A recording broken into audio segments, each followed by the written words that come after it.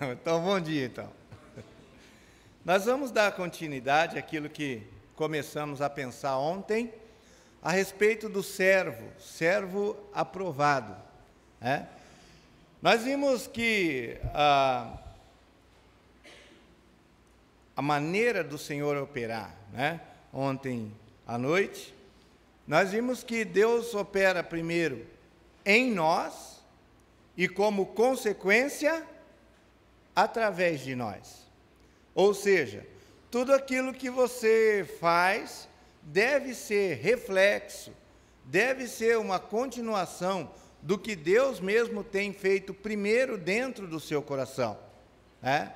É só assim que o trabalho do Senhor é legítimo, é só assim que aquilo que você faz realmente não é da carne, mas é fruto do Espírito, né? Quando nós estamos preocupados em fazer a obra do Senhor, sem primeiro nos preocuparmos em que Ele esteja fazendo a sua obra em nós, nós estamos agindo na carne.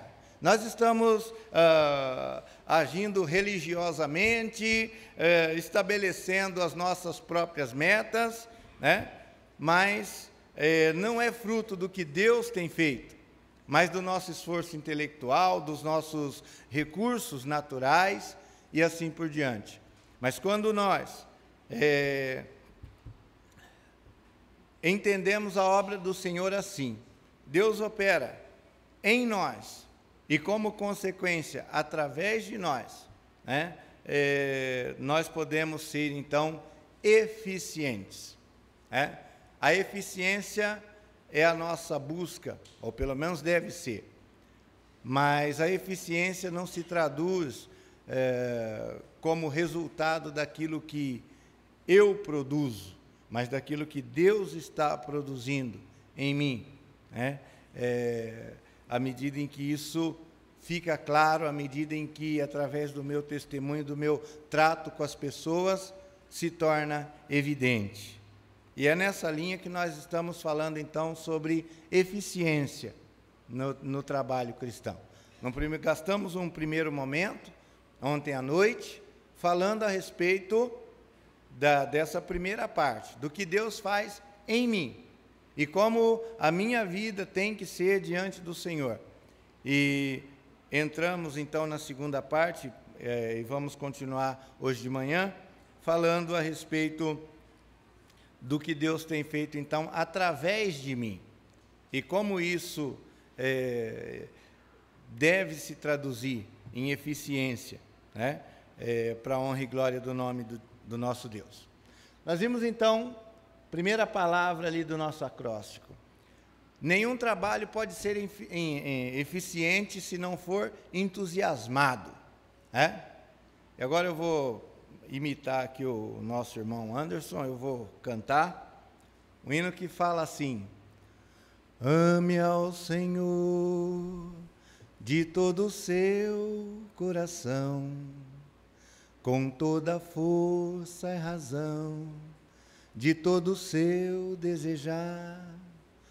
Ame ao seu próximo como se fosse você, como se a dor que ele sente fosse a que sente você. Ame ao seu próximo como que se fosse você, como se a dor que ele sente doesse mais em você. Sei que não chegou nem aos pés do nosso amigo ali, mas entenderam a ideia. Brincadeira. Entenderam a ideia, né? Amar a Deus de todo o coração, com toda a tua alma, com todo o teu entendimento. E como consequência disso, operar na obra de Deus de maneira apaixonada, não dando parte da sua vida, mas dando tudo, derramando, como aquela mulher fez com aquele vaso de alabastro, até a última gota, de tudo aquilo que Ele fez de você, de tudo aquilo que Ele deu a você. É assim, é a única maneira de viver o genuíno, o verdadeiro evangelho. É isso que nós falamos quando pensamos em entusiasmo. Alguém que rasga o coração e derrama tudo que tem. E não permite que as mazelas do mundo e as situações da vida desviem o seu foco daquilo que é justo, puro, verdadeiro. Desviem o seu foco da pessoa do nosso Senhor e Salvador Jesus Cristo. E foco, pode jogar outro, é o nosso segundo tema. Todo trabalho eficiente, ele vai por água abaixo. Aliás, todo trabalho vai por água abaixo quando você perde o foco. Você deixa de ser eficiente quando você perde o foco.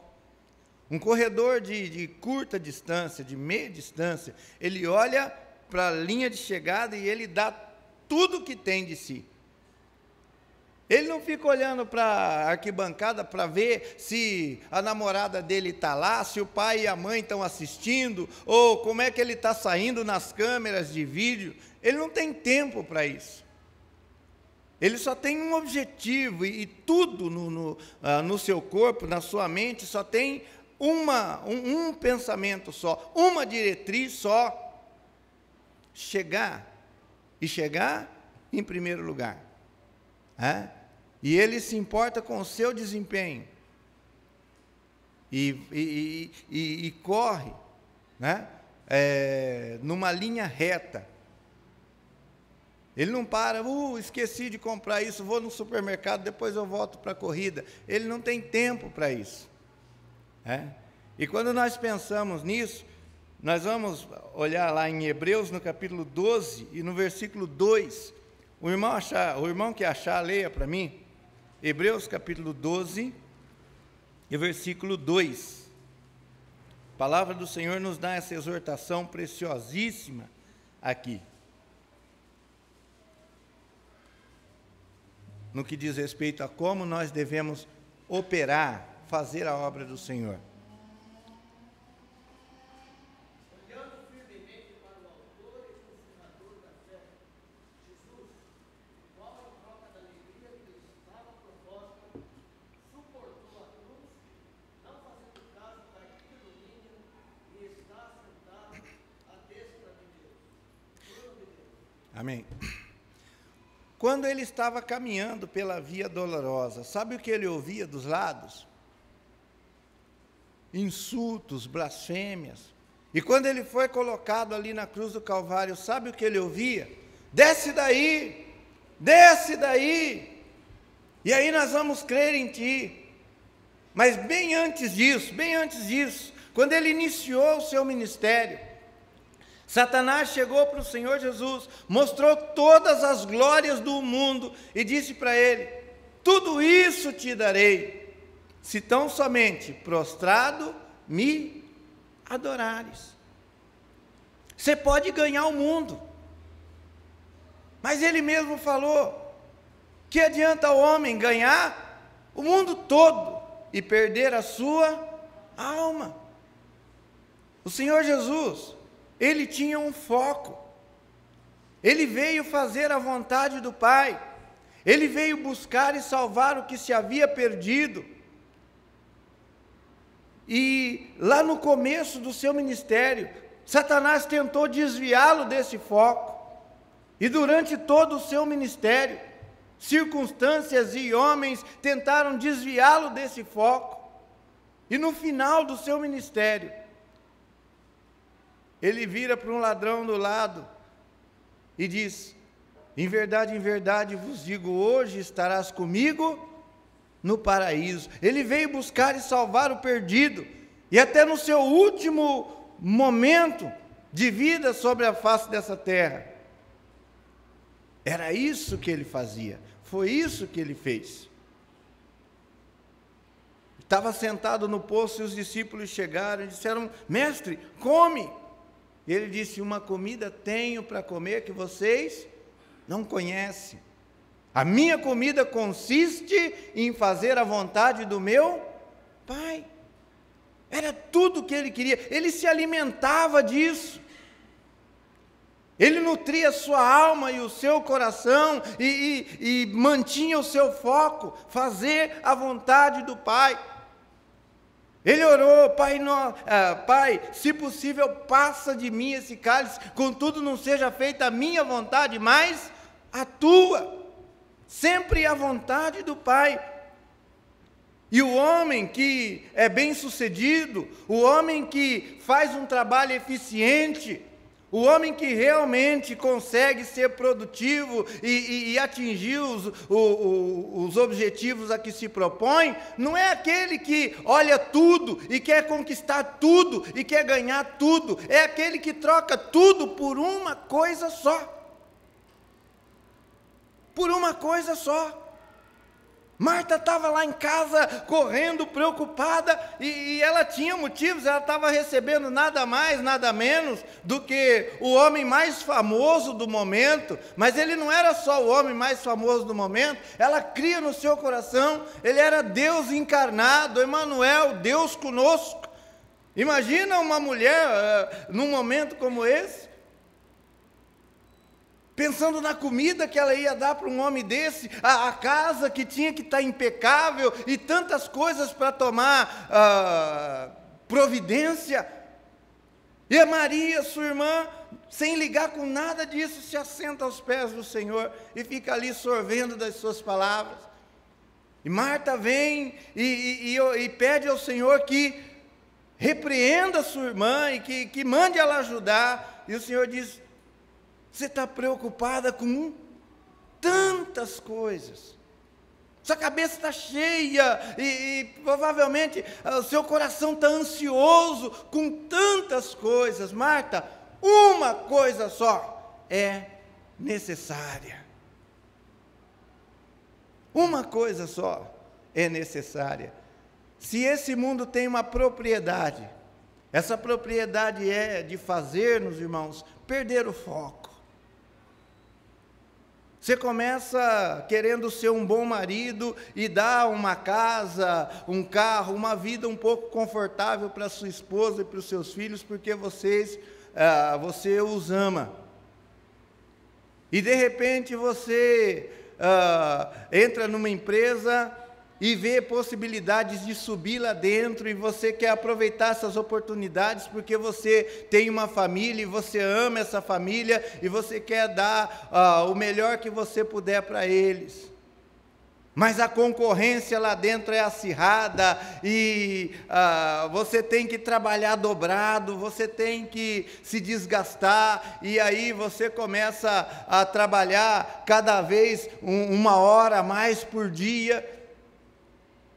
E você já não tem tempo para sua esposa, não tem tempo para os seus filhos.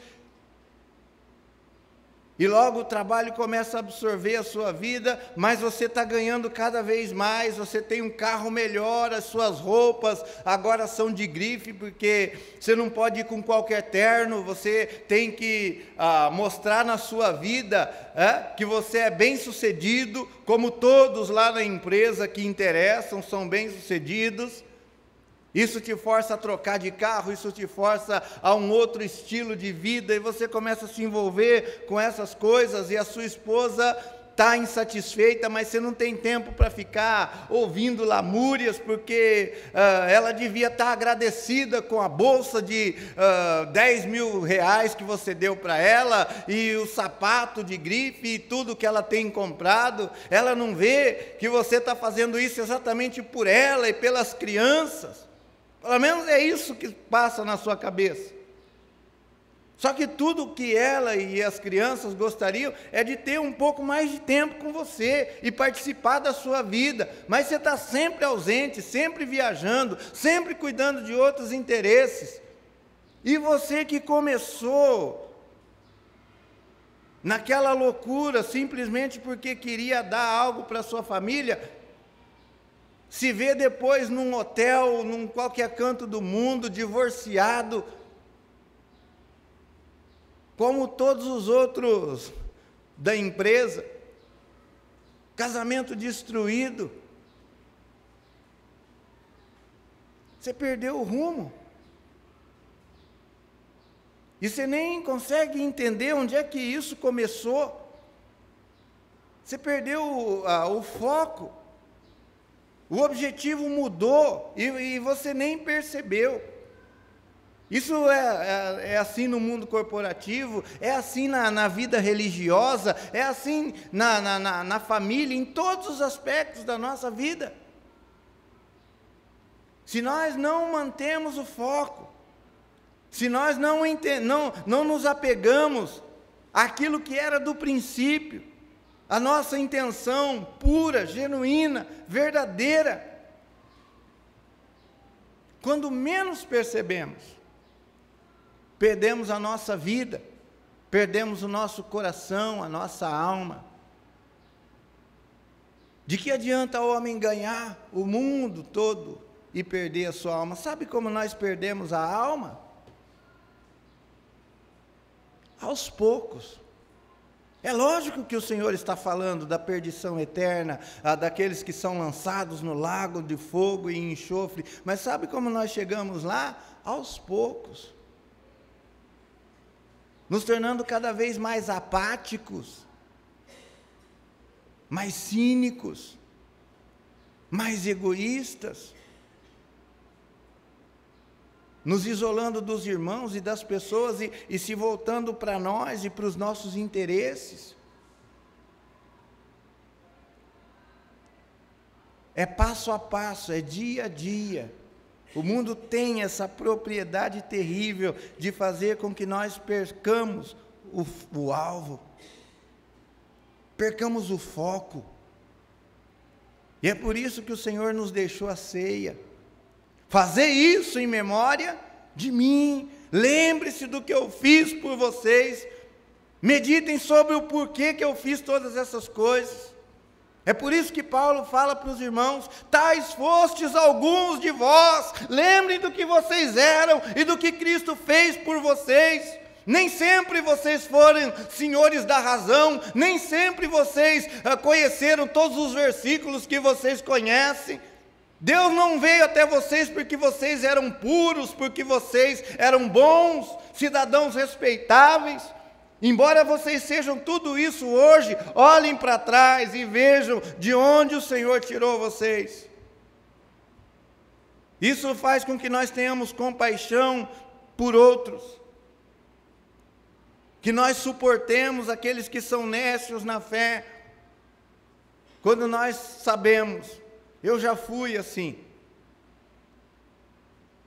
mas pela graça de Deus eu sou o que sou. Isso nos destitui de toda e qualquer altivez ou motivo de orgulho ou de arrogância. Manter o foco é a única maneira de continuar até o último dia da nossa vida, sendo eficientes, produtivos, glorificando o nome do nosso Senhor e Salvador Jesus Cristo. Manter o foco e se lembrar do primeiro amor, e sempre estar consciente do porquê você se casou com aquela pessoa, dos seus sentimentos, da intensidade e do entusiasmo que você tinha nos primeiros dias. Manter o foco é fundamental, não só para que nós persistamos, mas para que nós tenhamos progresso, progridamos ou progredimos, agora eu fiquei confuso, mas é isso, né? Para que nós cresçamos a cada dia na nossa experiência com Deus e na edificação do nosso caráter, que mencionamos ontem, é o alvo principal de Deus na nossa vida. De tudo que temos experimentado nessa vida, Deus tem um objetivo só: fazer-nos semelhantes ao seu Filho Jesus Cristo. E no casamento, e na igreja, e em qualquer área da nossa vida, manter o foco em Cristo, e na sua proposta e no seu propósito eterno para nós. É isso que vai nos fazer bem-sucedidos. Agora, vamos para o nosso terceiro ponto. Iniciativa. Nós poderíamos reduzir... Para parar? Ah, tá. Agora eu tomar uma água que eu combinei com ele.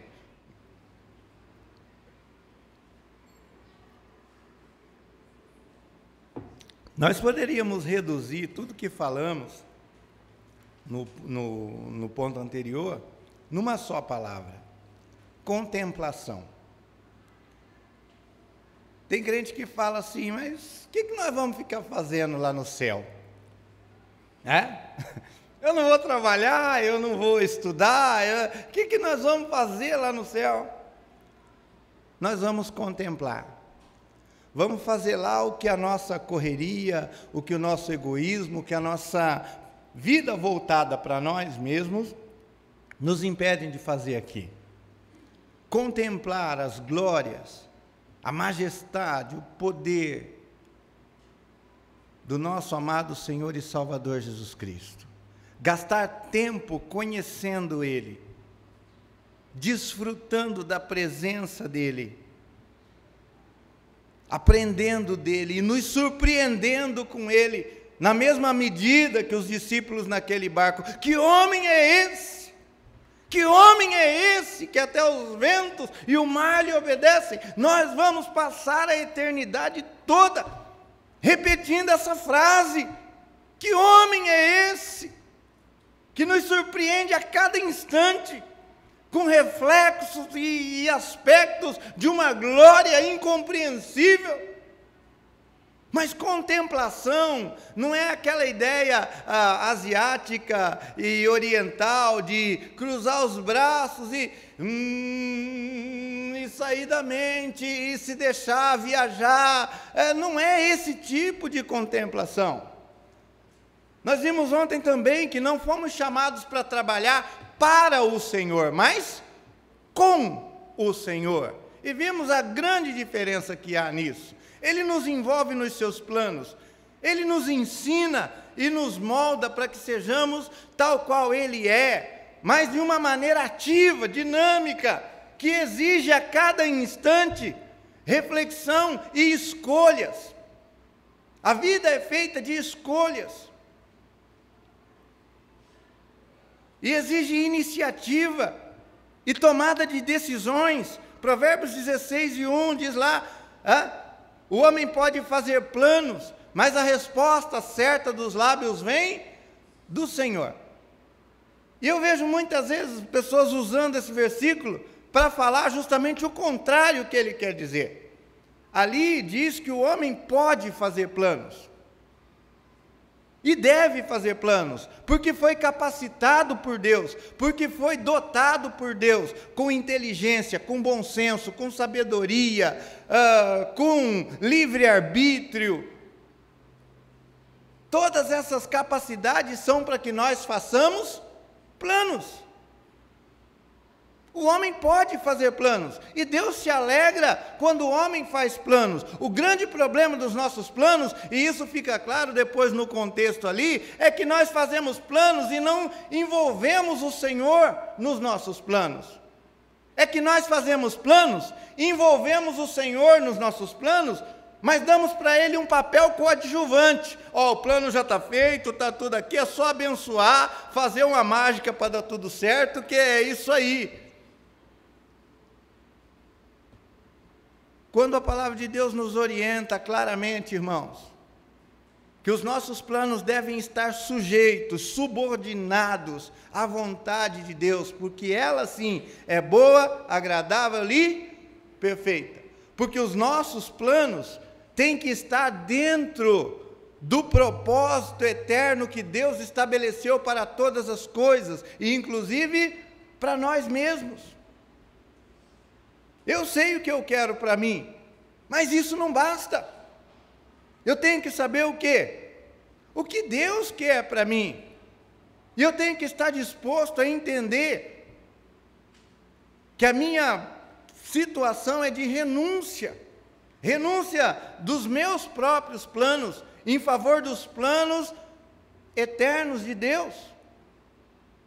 Ah, eu quero me casar, eu quero muito me casar, e eu já tenho todos os meus planos, e eu vejo a minha casinha branca com aquela cerquinha branca e um jardim na frente, e para mim é o grande objetivo da minha vida.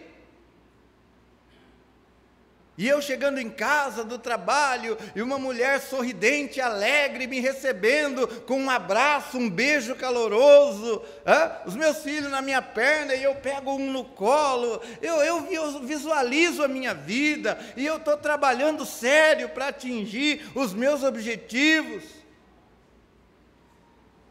e eu estou tão focado nisso,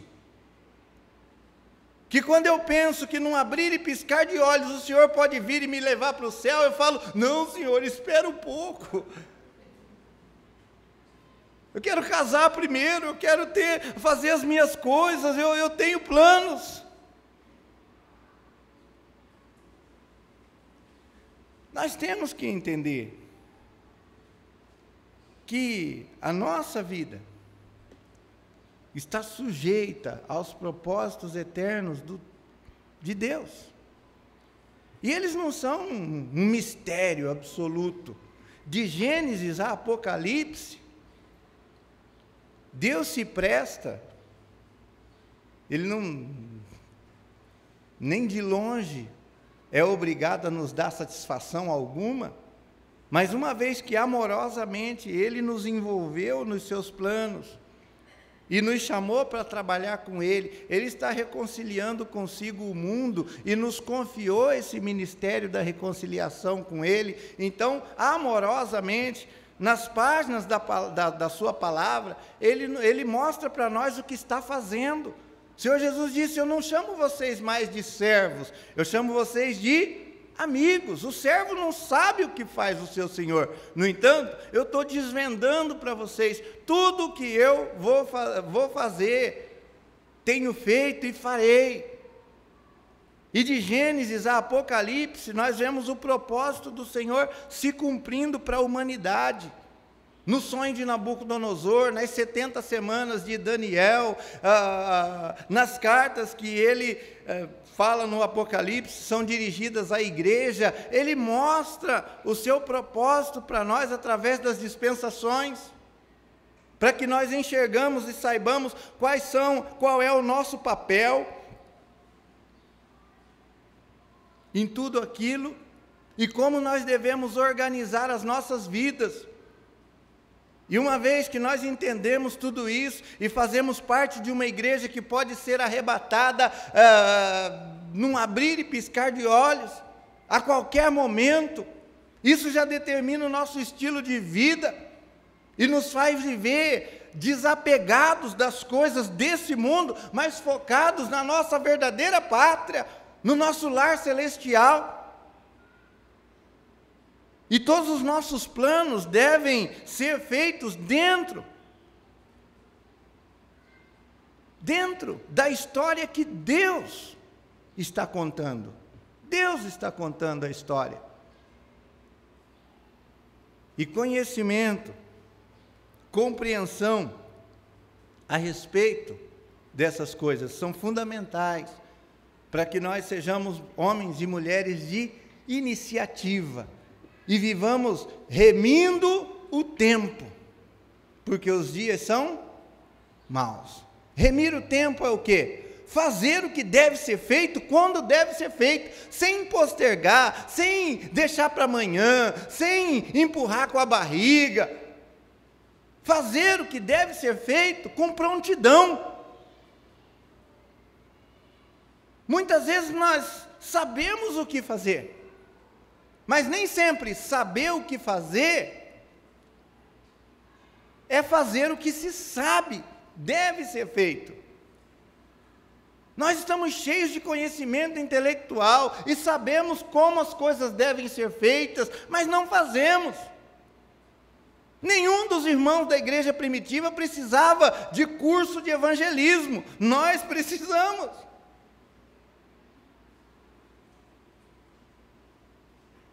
Eles saíam e testificavam a respeito do que Cristo estava fazendo na sua vida, e do que eles tinham aprendido na reunião passada a respeito do Senhor, e eles iam falando e falavam, e mesmo que eram recolhidos em prisões e jogados e açoitados e mortos, eles não conseguiam parar de falar. Mas nós temos que orar para que Deus dê uma oportunidade boa, mas essa oportunidade tem que ficar muito clara. Alguém tem que pegar você pelo colarinho e falar: me fala de Deus. Você não vê as inúmeras pessoas paradas à sua volta no ponto de ônibus como uma oportunidade. Você não vê uma fábrica lotada de gente onde você trabalha como oportunidade. Tem que ter um clarão do céu, tem que ter alguma coisa sobrenatural. Enquanto isso, você cruza os braços e fica esperando. Esperando o quê? Nós temos que remir o tempo, correr atrás do prejuízo. Porque a vinda do Senhor está próxima. Não há um minuto mais a perder, e pessoas que nós amamos estão despencando no inferno. E eu sei que isso pode parecer apelação de um pregador que quer te contorcer e falar sabe, cutucar a sua culpa e deixar você desconfortável. Mas não é. Isso é realidade, irmãos. É uma triste realidade. Cada um pare e pense agora a respeito da sua própria vida. Quantas pessoas, durante essa semana que passou, hoje é o primeiro dia da nossa próxima semana, até ontem, sábado, o último dia, do outro domingo até ontem, quantas pessoas passaram pela sua vida e não conheciam a Deus?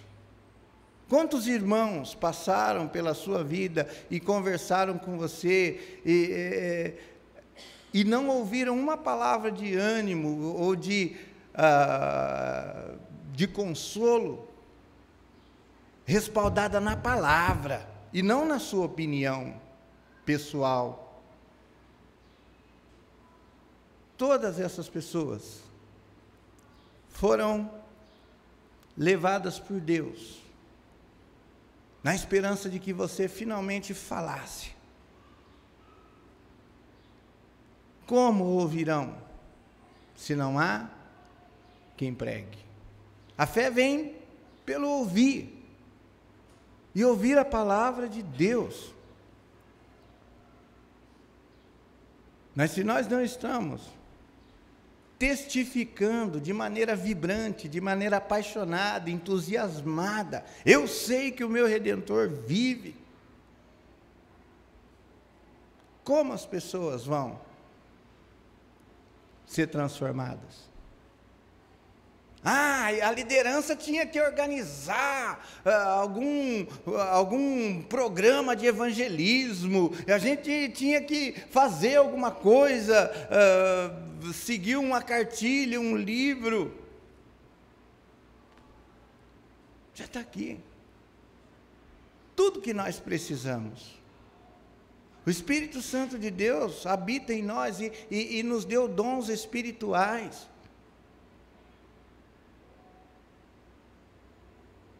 E nós temos recebido muito, muito do Senhor.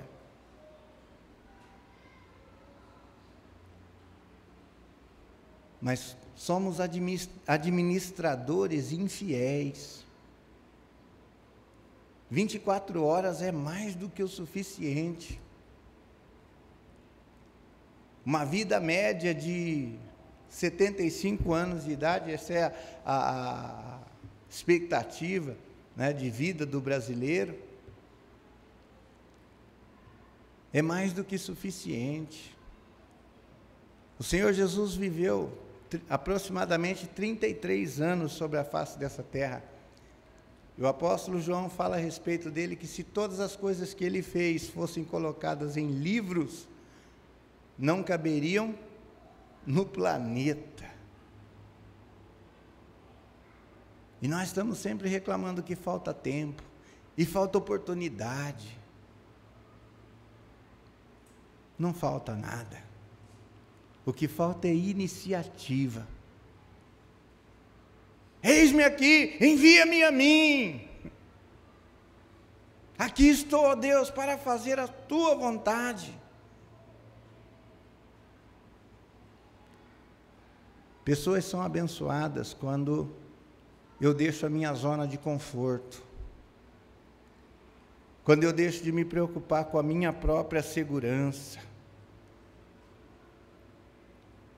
O movimento que inundou o mundo, o movimento missionário que inundou o mundo, começou com 2 jovens morávios, que se venderam como escravos para poder alcançar uma ilha.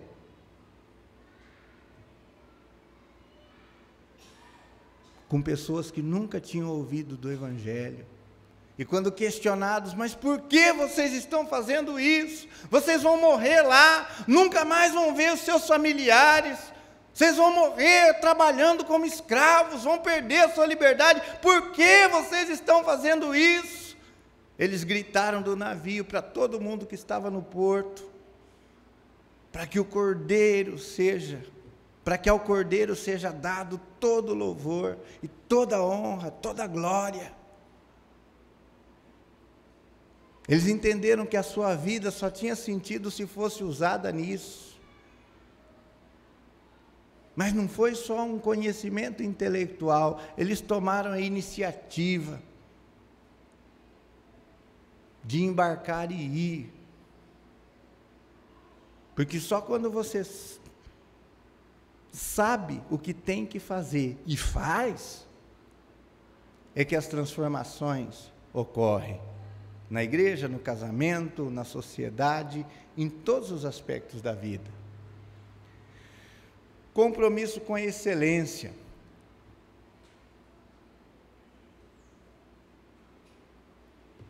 Não existe trabalho eficiente sem um compromisso genuíno com a excelência. O problema da obra missionária, o problema do povo de Deus, não é que as pessoas não dão. O problema é que as pessoas não estão dispostas a dar tudo.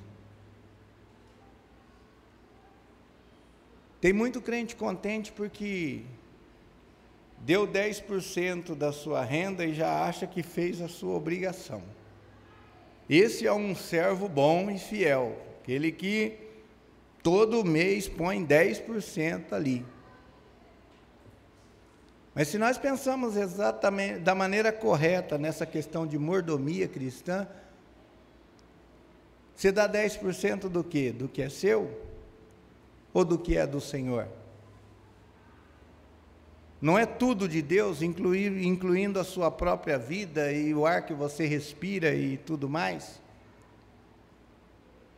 Então, será que é compreensível? Será que tem lógica achar que é fiel? Porque deu para Deus o que é dele mesmo, 10%, e usou para você 90%, muitas vezes de maneira equivocada. Já dei meus 10%, fiz a minha parte, agora eu vou trocar o meu celular de 2.000 por um de 4. Simplesmente porque eu posso. Mas será que eu devo?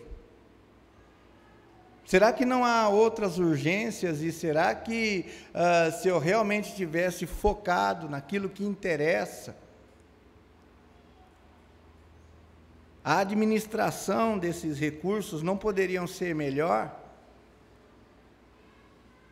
Já cumpri minha proposta de 15 minutos de oração todo dia, e estudo da palavra, e eu faço o meu devocional, agora o resto do dia eu posso ouvir a música que eu quiser, na rádio que eu quiser, entrar no site que eu bem entender, porque agora viver para o meu entretenimento e tocar para frente. Será que é exatamente assim que eu devo investir o meu tempo?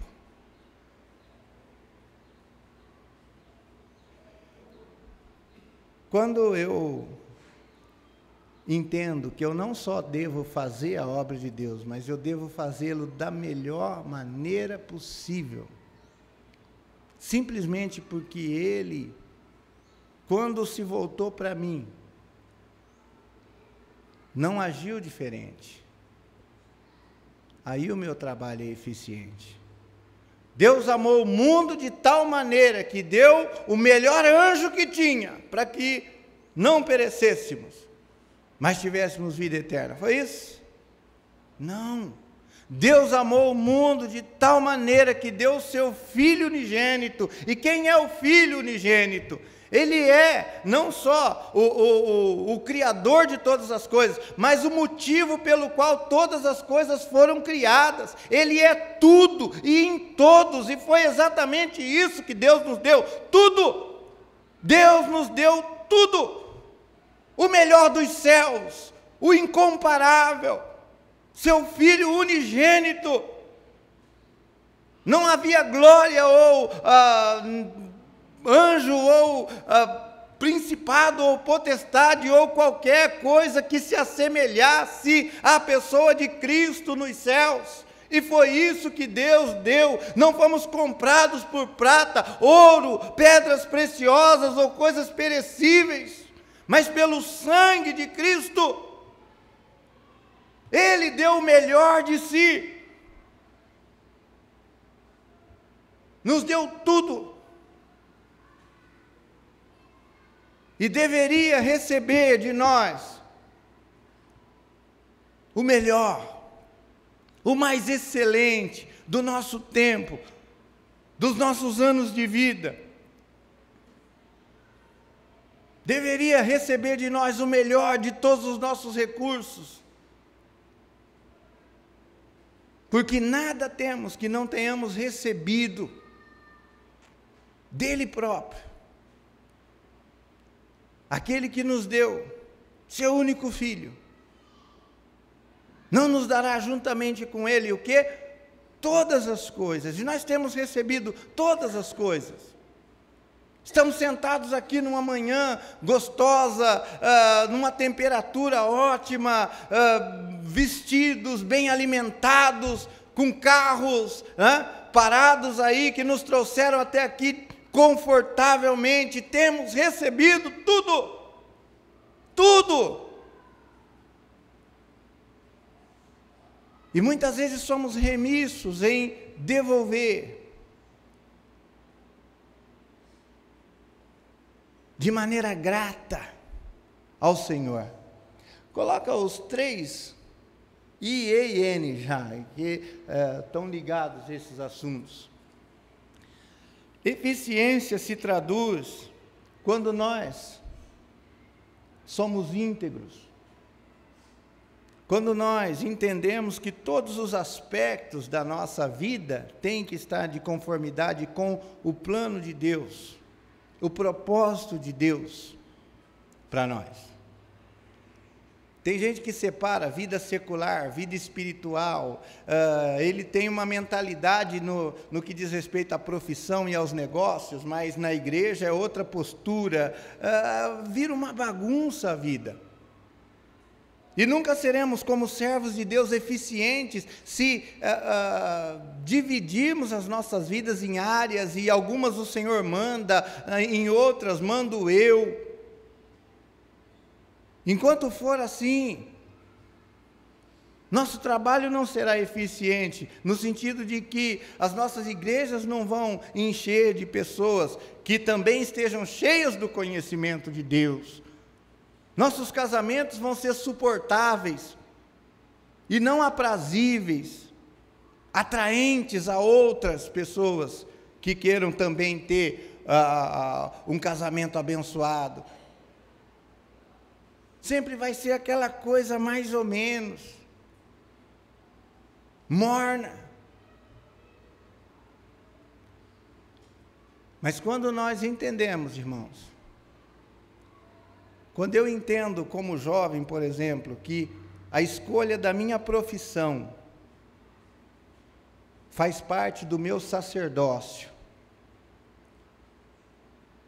Infelizmente, tem muito pai que na hora de incentivar o filho para o mercado de trabalho, faz uma faculdade que dá dinheiro, tem que fazer um negócio que dá dinheiro.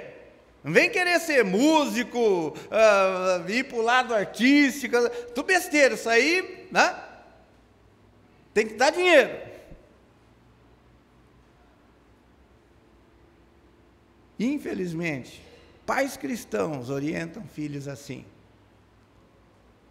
Mas quando nós lemos, habite ricamente em vós a palavra de Cristo, instruí-vos, aconselhai-vos mutuamente em toda sabedoria, louvando a Deus com salmos, hinos e cânticos espirituais, com gratidão em vossos corações, e tudo quanto fizerdes, seja em palavra, seja em ação, fazei-o em nome do Senhor Jesus, dando por ele glórias a Deus o Pai. Eu entendo que se eu vou ser médico, aquilo é o meu sacerdócio, é uma das maneiras que Deus me permitiu abençoar a vida das pessoas. Se eu vou ser pedreiro, eu tenho que fazer com excelência, entendendo que naquele aspecto da minha vida também, cada casa que eu construir vai abrigar pessoas, famílias, de maneira aconchegante.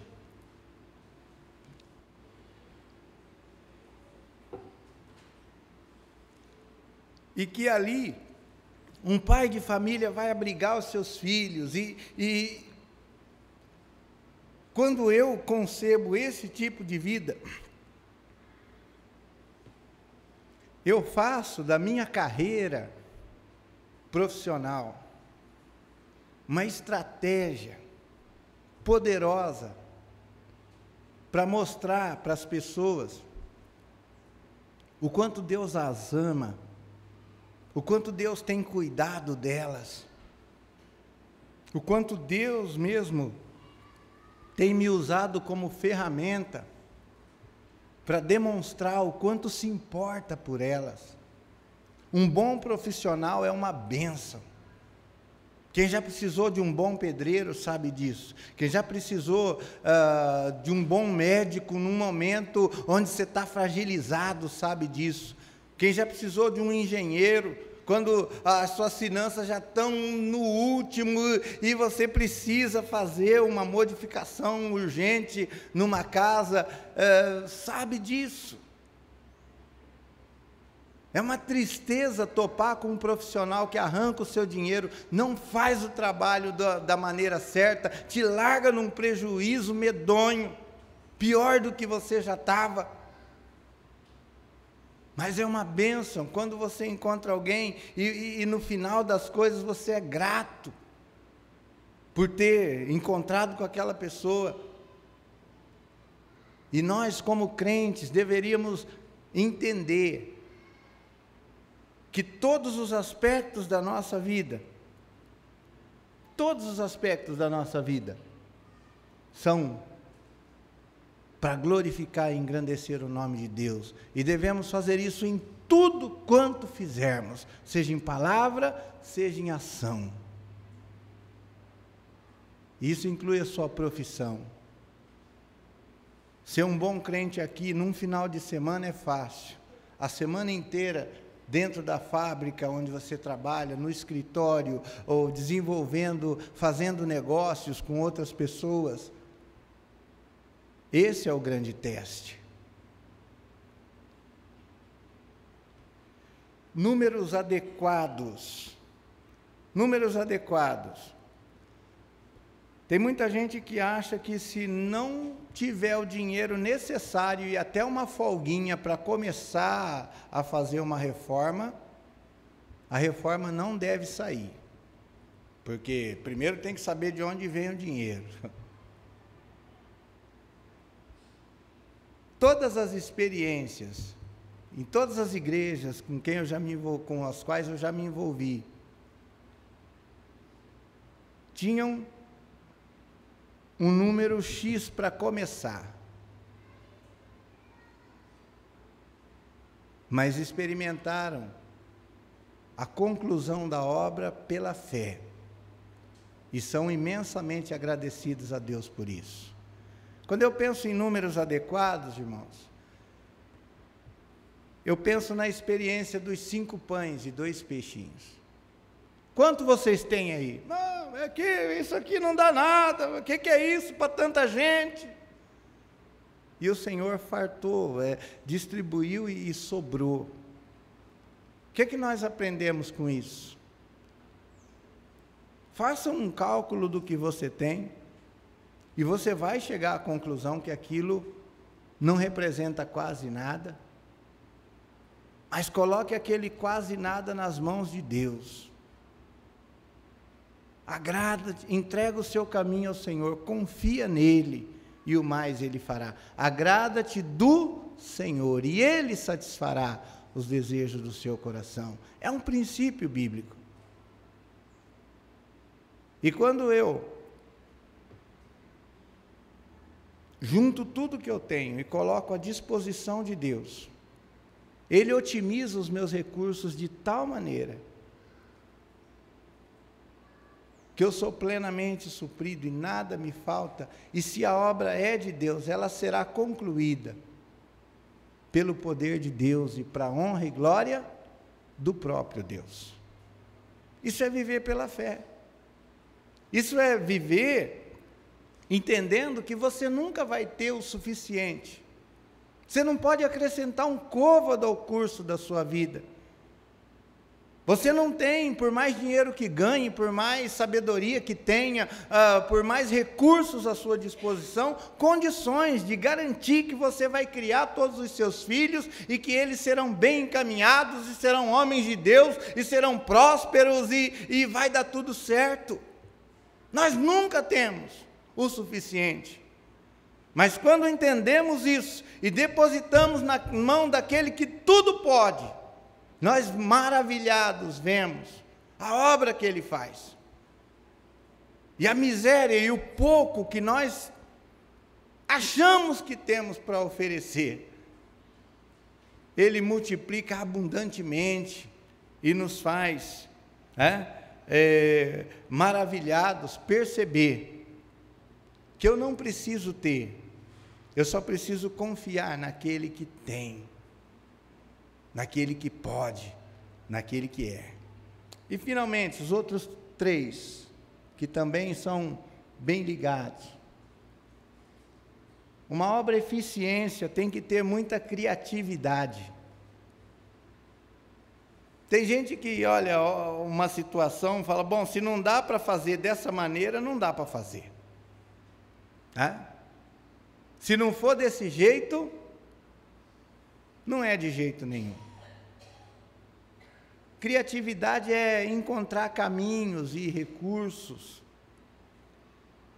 desenvolver novas metodologias,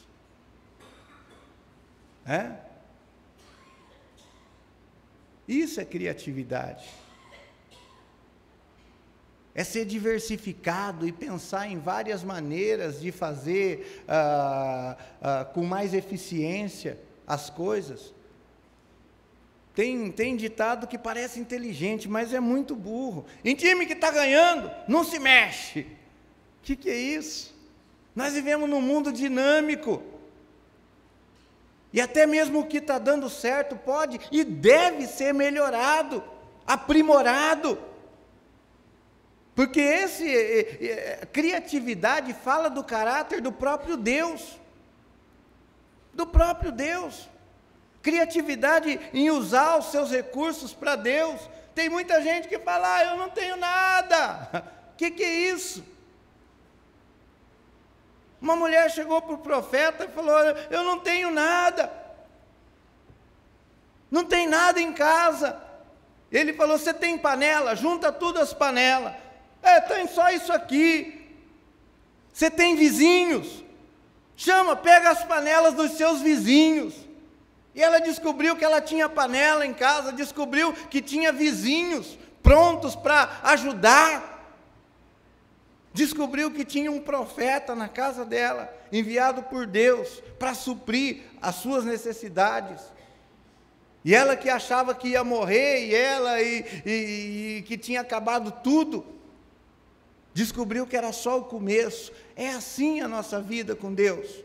Quando resolvemos confiar em Deus, por mais maravilhados que estejamos das coisas que Ele faz na nossa vida, nós sabemos ao mesmo tempo que é só o começo.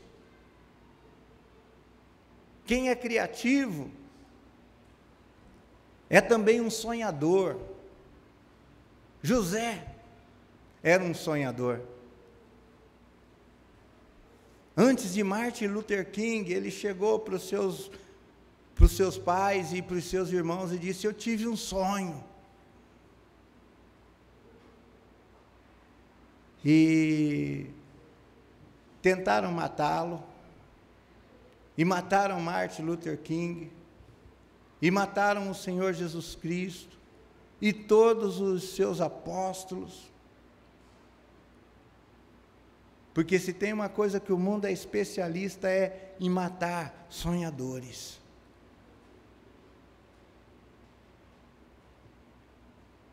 Mas o Senhor ressuscitou. E Ele nos incentiva a continuar sonhando e vivendo pela fé e não pela vista. Porque mesmo que você morra, Ele garante: aquele que vive e crê em mim, ainda que morra, viverá. Mataram todos os apóstolos, mas os seus sonhos se tornaram na palavra de Deus, e a palavra de Deus permanece até hoje, transformando vidas, alimentando a nossa esperança na glória eterna do nosso Senhor e Salvador Jesus Cristo.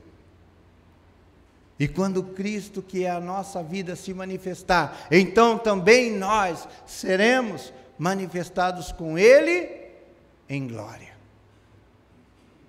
Para ser eficiente na obra do Senhor, você tem que insistir em sonhar com Deus. Não estou falando de sonhos egoístas e da busca desenfreada dos seus próprios interesses.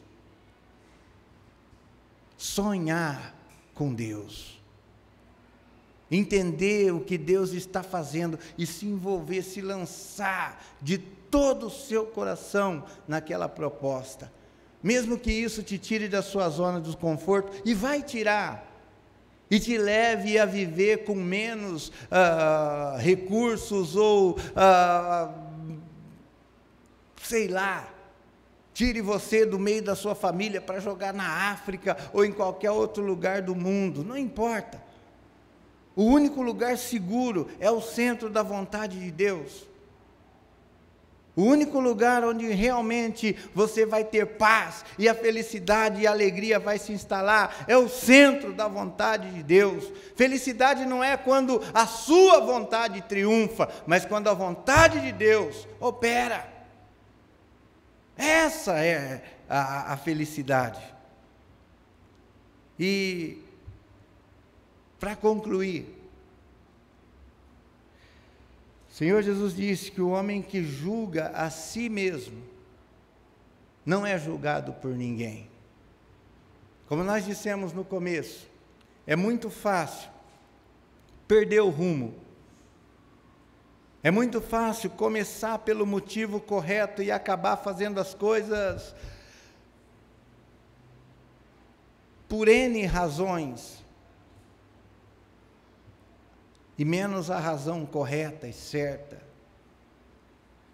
Paulo fala para Timóteo: mantenha a fé e a boa consciência, porque muitos, por se desviarem disso, se perderam. Manter a boa consciência é impossível sem uma autocrítica constante. Senhor, sonda o meu coração, vê se há em mim algum caminho mau, e guia-me pela vereda da justiça. O sucesso na vida cristã não está em ler a Bíblia. Tanta gente decora a Bíblia para combater, para travar batalhas intelectuais e teológicas.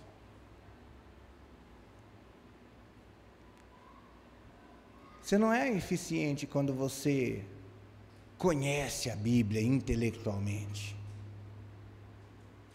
Você é eficiente quando você entende a sua mensagem, seu propósito, que é apresentar para você um Deus vivo e verdadeiro, e se curva diante disso. E faz com que a palavra de Deus, que é penetrante como espada de dois gumes, transforme a sua maneira de pensar e, consequentemente, a sua maneira de agir. E nós sempre temos que estar pensando nisso, irmãos. Qual foi a última vez que você se surpreendeu com Deus na palavra? Qual foi a última vez que você mudou a sua maneira de pensar por causa da palavra? Foi confrontado com ela e disse: eu estava errado, mas agora eu entendi. Se você lê a Bíblia simplesmente para ela concordar com você, e para ter respaldo, para poder brigar com os outros, você está lendo a Bíblia certa, da maneira errada. Se você lê a Bíblia porque sabe que há perigos que te rodeiam o tempo todo e que em algum momento do caminho você mesmo pode ter se desviado sutilmente e quer realmente ser trazido de volta, então, ao invés de um velho amargurado, desiludido, você será um homem de Deus até o final. Aqueles que as pessoas procuram, gostam de estar perto, e desabafar, e procurar conselho, até o final, produtivo, útil, dentro da obra do Senhor. E eu espero que cada um de nós sejamos assim, para a honra e glória do seu nome, eficientes, firmes, inabaláveis e sempre abundantes na obra do Senhor, sabendo que no Senhor o nosso trabalho não é vão. Amém.